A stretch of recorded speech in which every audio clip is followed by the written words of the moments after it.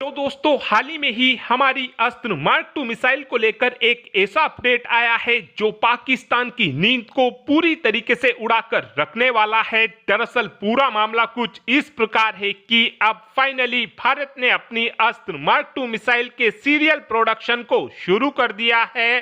अस्त्र mark 2 missile को हमारे डीआरडीओ द्वारा बनाकर तैयार किया गया है और इस मिसाइल के प्रोडक्शन को भारत डायनेमिक्स लिमिटेड द्वारा किया जाएगा। अस्त्र मार्क 2 मिसाइल के आ जाने के बाद अब हमारी वायुसेना की फायर पावर एकदम ही बिल्कुल नेक्स्ट लेवल पर पहुंचने वाली है। अस्त्र मार्क 2 मिसाइल की रेंज 160 किलोमीटर से 180 किलोमीटर के बीच होने वाली है। इस वक्त देखा जाए तो पाकिस्तान के पास जो सबसे ज्यादा एडवांस बीवीआर मिसाइल है उस मिसाइल का नाम PL-15 है। PL-15 मिसाइल की रेंज 145 किलोमीटर के आसपास है। वहीं पर जो ये हमारी अस्त्र मार्क 2 मिसाइल होने वाली है, इस मिसाइल की रेंज 160 किलोमीटर से 180 किलोमीटर के बीच होने वाली है। यानी कि हमारी अस्त्र मार्क 2 मिसाइल हर मामलों में पाकिस्तान की इस PL-15E मिसाइल को पीछे छोड़ देगी। इस मिसाइल का हमको सबसे बड़ा फायदा यह मिलेगा कि हम इस मिसाइल की मदद से पाकिस्तान की ठुकाई को अच्छे से कर सकेंगे, क्योंकि स्वदेशी मिसाइल होने के कारण इस मिसाइल को हम जितना चाहेंगे उतना भारत के अंदर बनाकर तैयार कर सकेंगे। हमको इस मिसाइल को लेकर किसी और देश के ऊपर निर्भर नहीं रहना पड़ेगा।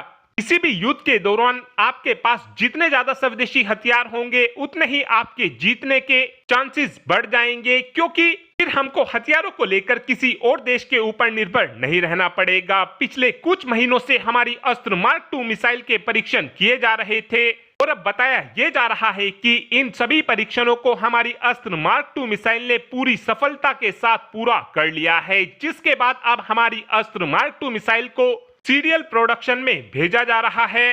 अभी के लिए हम अपनी अस्त्र मार्क 2 मिसाइल का इस्तेमाल केवल अपने सुखोई 30 MKI फाइटर जेट से ही करने वाले हैं, लेकिन प्लान ये किया गया है कि आगे चलकर हम अपनी अस्त्र मार्क 2 मिसाइल का इस्तेमाल अपने सभी फाइटर जेट के अंदर काफी आसानी से कर सकेंगे।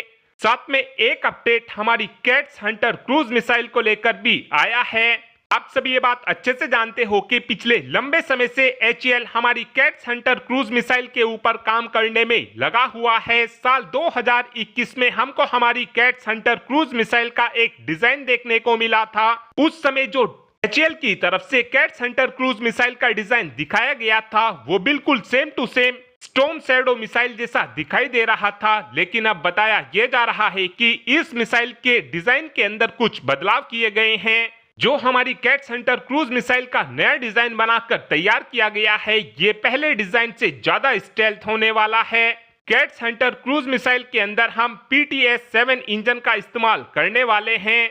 इस इंजन के लग जाने के बाद हमारी कैट्स हंटर क्रूज मिसाइल की रेंज 350 किलोमीटर के आसपास हो जाएगी। इसी PTS-7 इंजन का इस्तेमाल इस समय हम अपनी निर्भय मिसाइल के अंदर भी करते हैं और ये इंजन 4.5 किलो न्यूटन का थ्रस्ट जनरेट करने में सक्षम है। जो हमारी कैट्स हंटर क्रूज मिसाइल होने वाली है, ये एक सबसोनिक मिसाइल होने वाली है और इस मिसाइल की रफ्तार 0.7 मैक से 0.8 मैक के बीच होने वाली है। यानी कि इस मिसाइल की रफ्तार 850 किलोमीटर प्रति घंटा से 980 किलोमीटर प्रति घंटा के बीच होगी।